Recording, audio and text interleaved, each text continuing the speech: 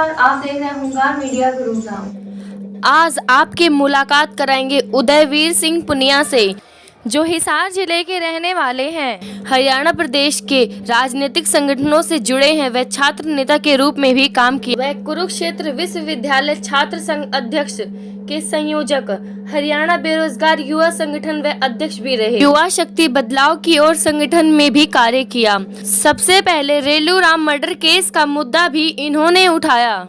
उन्होंने रेलूराम हत्याकांड को करीबन 20,000 लोगों की पंचायत कर उठाया गया था, जिसमें 8 हत्याएं हुई थी, जिसमें छोटे बच्चे को प्रॉपर्टी के चक्कर में बेरहमी से कत्ल कर दिया गया था। अगर प्रॉपर्टी के लिए भाई बहन एक दूसरे की हत्या करते हैं, समाज के लिए शर्म की बात है। अभी 4 साल का जस, जो उसकी चाची ने ही उसे मार दिया। हिसार जिले के मातृसैन ने अपने दोनों बेटों की हत्या कर दी। अब हम आपको मिलाते हैं उदय सिंह पुनिया से, और समाज में जो घर में ही आपस में हत्या करते हैं, समाज के लोगों को इन घटनाओं से बचना चाहिए। रेलूराम पुनिया का एक बहुत बड़ा केस है। हरियाणा में नहीं, पूरे भारत में इस केस को जाना जाता है, जहाँ पर लगातार 8 हत्या हुई, और उस केस को आपने लड़ा, वो उसके बारे में हम आपको पूरा जानना चाहिए। देखिए, हरियाणा प्रदेश में 3 घटनाएं ऐसी हुई जिसके कारण इस प्रदेश में जो खास तौर पे पारिवारिक अपराध है वो बढ़े हैं। सबसे पहली घटना हुई थी नेपाल में, जिसमें एक राजा के बेटे ने अपने पूरे परिवार की नृशंस हत्या कर दी, गोलियों से भून दिया।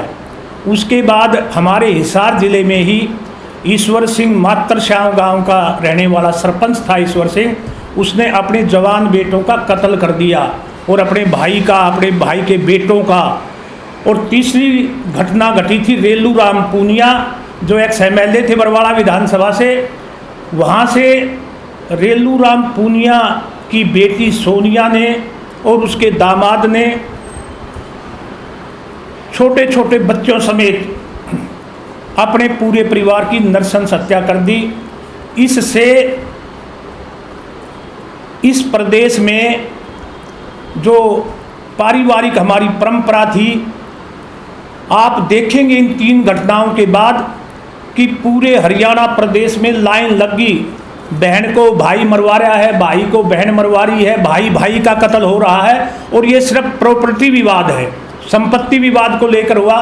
और मैं तो ये बड़ा दुर्भाग्यपूर्ण मानता हूँ कि आज हमारी जो सामाजिक संस्थाएं हैं, उनको इस मुद्दे पे लड़ाई लड़नी चाहिए, क्योंकि ये समाज की हर आदमी की लड़ाई है।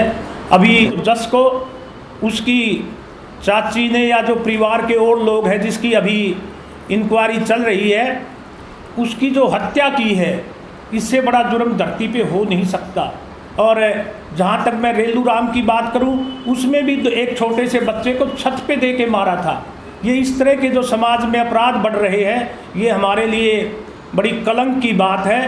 जब हम एक परिवार के लोग ही आपस में नहीं रहेंगे तो कहाँ फिर धर्म बचेगा, कहाँ जाति बची है।